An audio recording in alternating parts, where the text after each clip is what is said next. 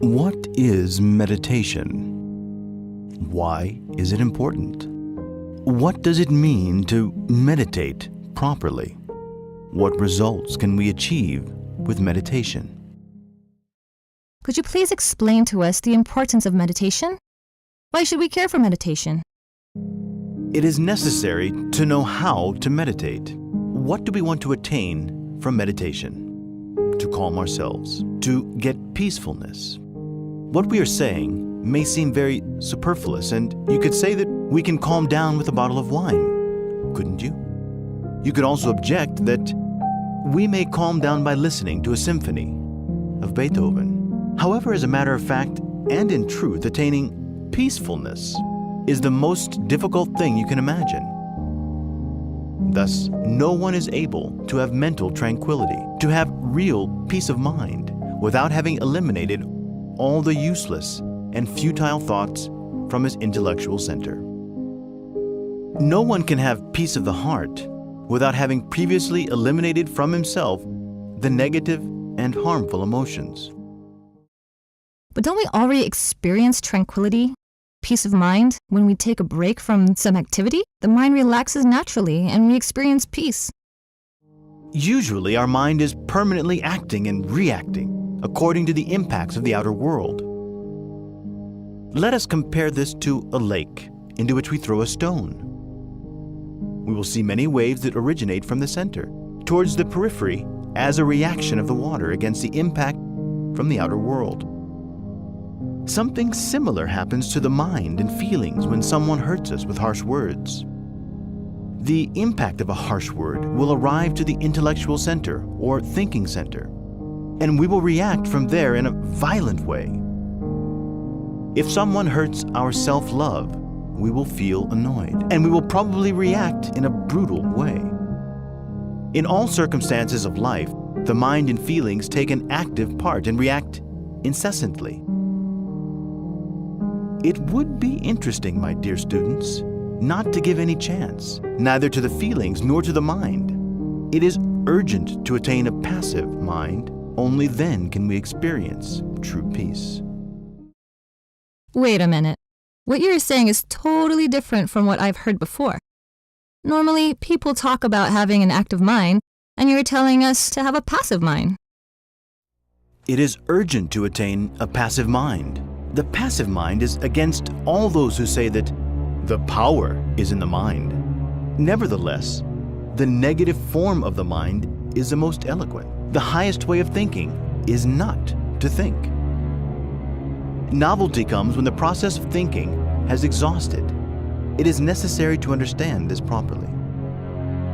A mind that does not project, a passive mind that is placed in the service of the being, is an efficient instrument, because the mind is made to be receptive, to work as a passive instrument and not as an active instrument. The mind in itself is feminine. We must not allow the mind nor the feelings to take part in the diverse circumstances of our existence. Interesting. And what can you tell us about the feelings? Where do they originate from? Through my investigation and experience, I have verified that they belong to the ego and that they are closely related to the inferior emotional center.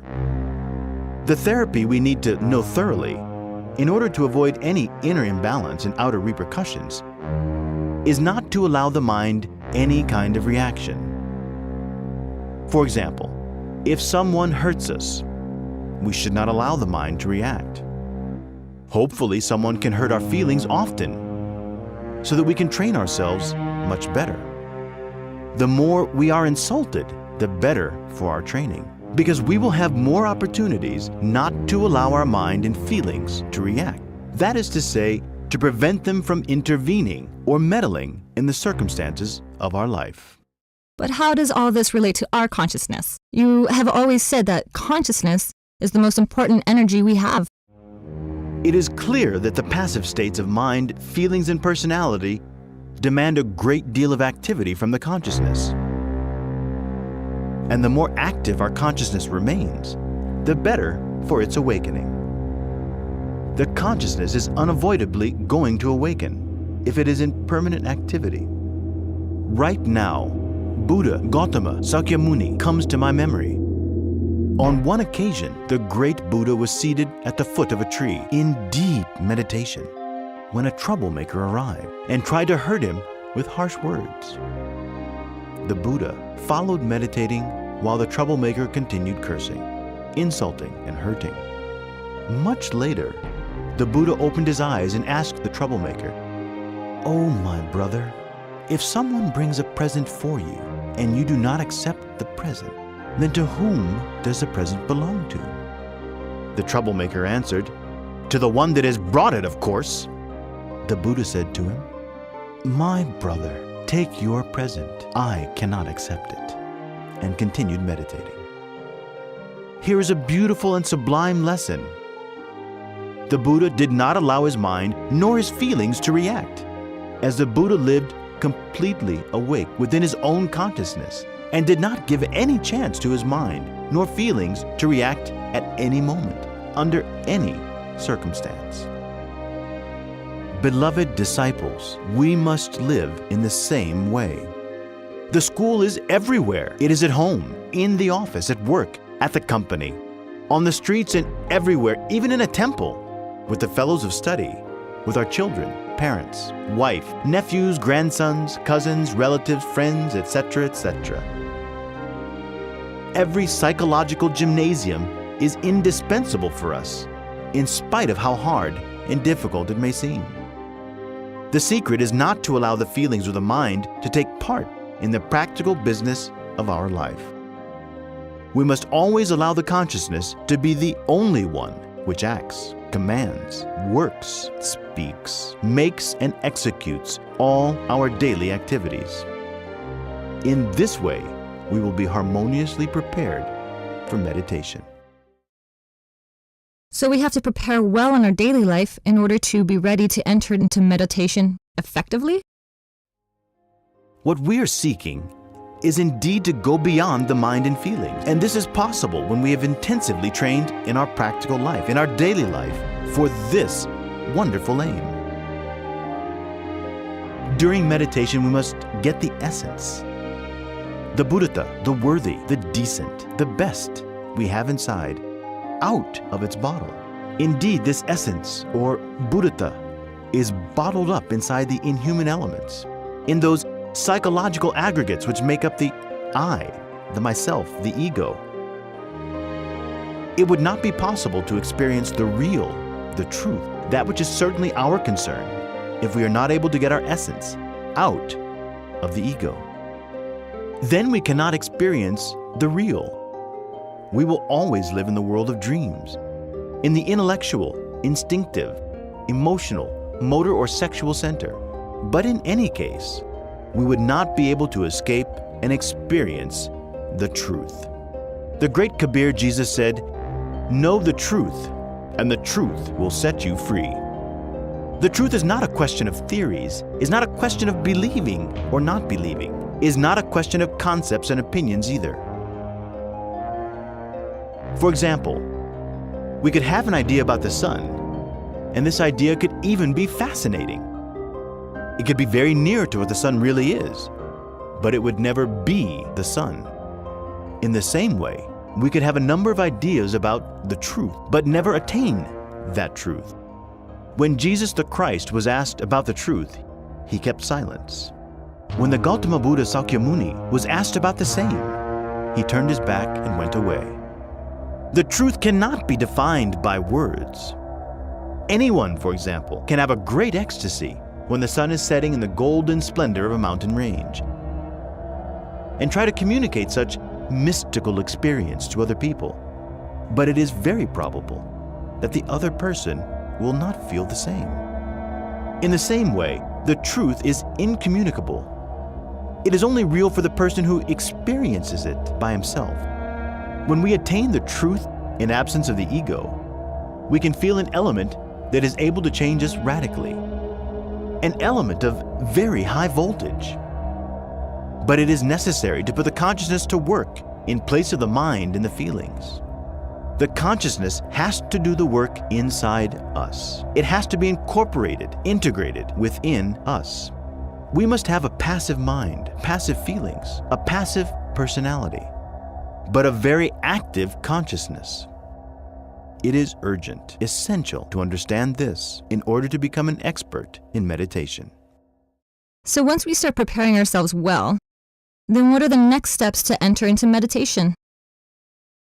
If we want to apprehend the real, if we want to experience the truth, if we want to feel in our psyche that element that is able to transform us radically, we need the calmness and silence of the mind. It is not a matter of putting the mind in blank.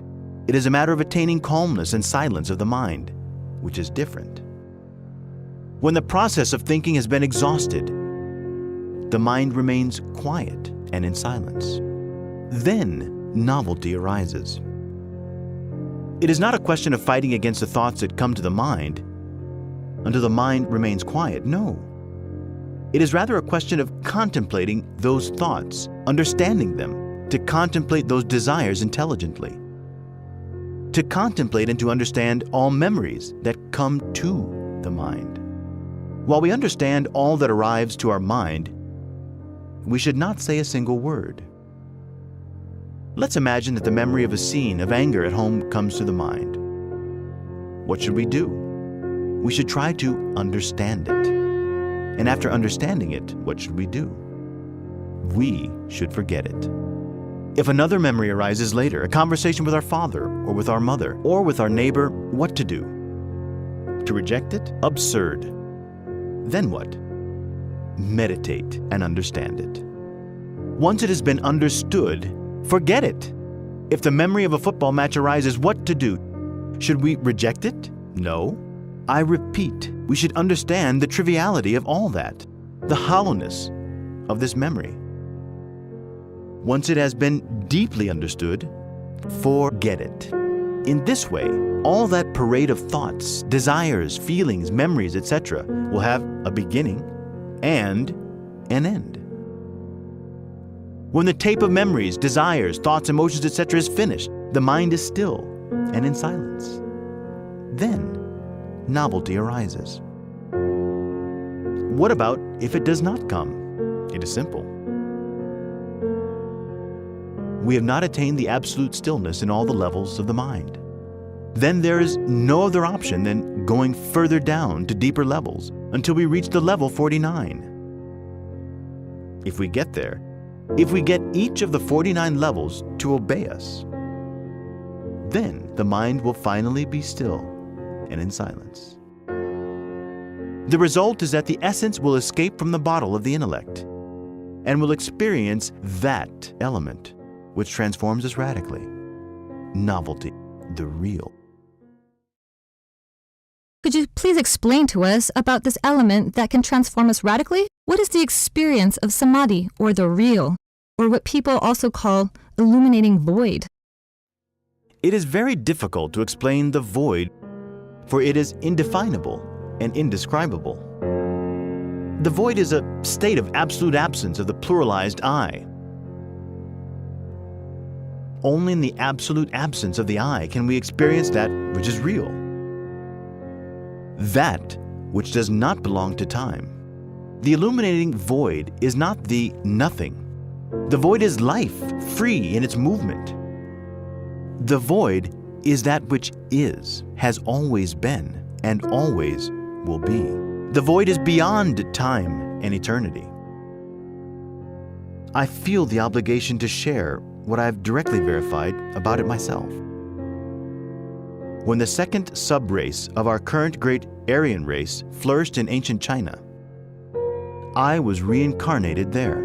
At that time, my name, Cho Li. Obviously, I was a member of the Cho dynasty. In that existence, I was an active member of the Order of the Yellow Dragon. And it was clear that I could learn the science of meditation perfectly in that order. Until now, I remember that marvelous instrument called Ayatapan that had 49 musical notes. Undoubtedly, there were 7 notes in the musical scale, but if we multiply 7 by 7, we will get 49 notes arranged in 7 octaves. The brothers met together in the meditation room. We sat in a circle in the center of the room. We closed our eyes, and we immediately paid a lot of attention to the music that a certain brother played to the cosmos and to us. When the artist played the first note, which was a do, we concentrated on it. When he made the next note, re, vibrate, the concentration was deeper. We fought against the different subjective elements that we carry within ourselves. We used to reproach them to make them understand the need of keeping an absolute silence.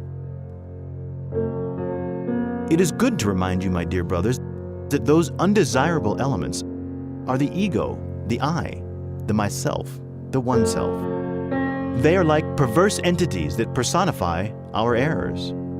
When the note me was played, we penetrated into the 3rd zone of the subconscious to confront the multiplicity of those diverse psychic aggregates that in disorder clatter within ourselves and disturb the stillness and silence of the mind.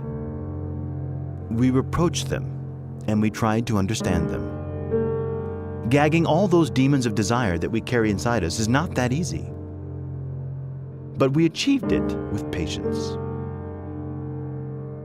We made the same effort in a higher octave, and little by little, fighting against the diverse infrahuman elements that we carry within ourselves, we finally succeeded in gagging them in the 49 levels of the subconscious. Then the mind kept still, in the deepest silence.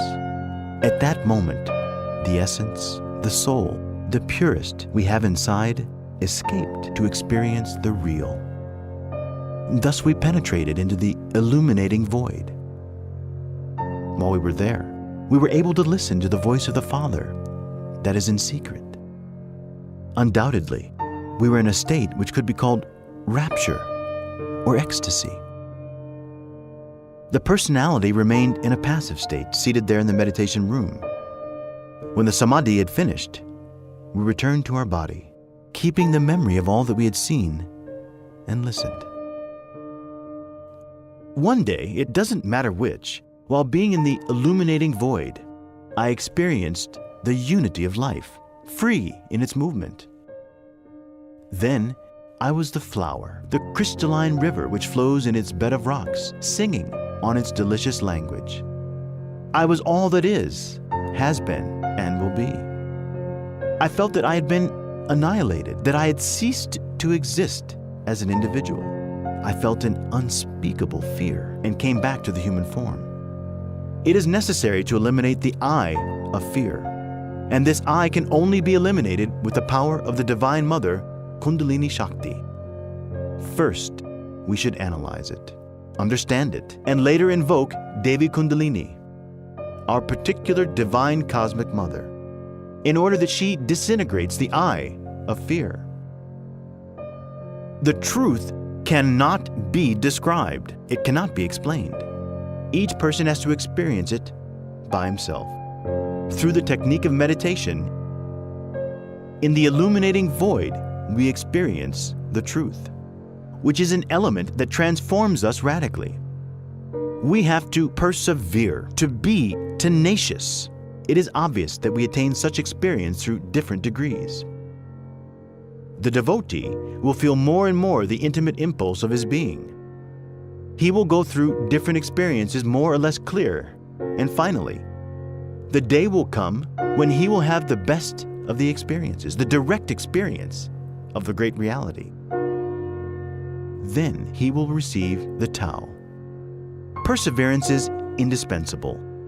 Daily and profound work is required until we achieve complete triumph. The experience of the truth through meditation is extraordinary. After experiencing the truth, we feel enough strength to persevere in the work on ourselves. When someone has indeed lived that mystical experience, everything changes. Nothing can stop his longing for liberation. He will work intensively on himself in order to truly get a radical, total, and definitive change. The poor intellectual animal, mistakenly called man, is weak by nature, and he is placed on a very disadvantageous situation. His ego is far too strong, and his personality is terribly weak.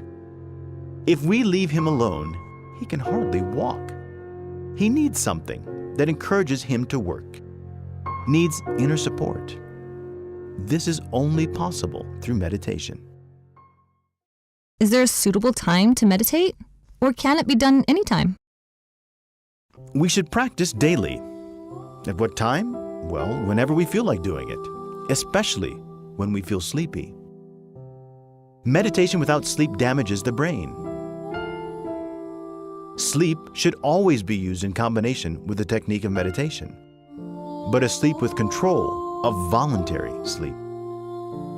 During meditation, we should keep our eyelids closed. We need to combine sleep with meditation in harmonic proportions, without forgetting the law of balance. You really need some 50% of sleep and 50% of meditation. If we put more sleep than meditation, we will fall into the unconsciousness. If we put more meditation than sleep, we will damage the mind and the brain. However, if we learn to combine harmoniously sleep and meditation, we will attain that which is called samadhi, ecstasy. How long should one meditate for? I would not answer, because if someone enters into meditation and is worried about time, he will not be able to experience the illuminating void, since it does not belong to time. This would be something similar to a bird that tries to fly while having a claw tied to a stone or to a stick. It cannot fly. There would be a tie. In order to experience the illuminating void, we have to be free of any ties. Meditation should therefore be deep, profound, long. The path of deep meditation requires a lot of patience. The impatient ones never triumph. The I of impatience has to be eliminated after being comprehended. May this be clearly understood. The Gnostic students should practice intensely during their lives, and if they do it in this way, they will live a deep life and attain self-realization. Lastly, is there a specific suitable position that we should use for meditation? In the East, they put much emphasis on the Padmasana position with crossed legs, but not everyone in the East meditates with crossed legs. For correct meditation, we can sit down in a comfortable armchair, with arms and legs well relaxed, with the whole body well relaxed, without leaving any muscle under tension. Maybe someone prefers the position of the flaming star, a 5-pointed star, lying down on the floor or on the bed, with the mouth upwards, opening both arms and legs with the head towards the north. Another position that we can assume is the dead man posture. Then you have to appear like a corpse, the heels touching each other and the tips of the feet opened like a fan. The arms of the corpse should remain along the sides of the body. Every person is different, and the only thing to do is to find the most comfortable position, forgetting any rule, model of asana, or system. Nevertheless, the position should allow the body to be comfortable. This is obvious. The important thing is to be comfortable in order to do a good meditation.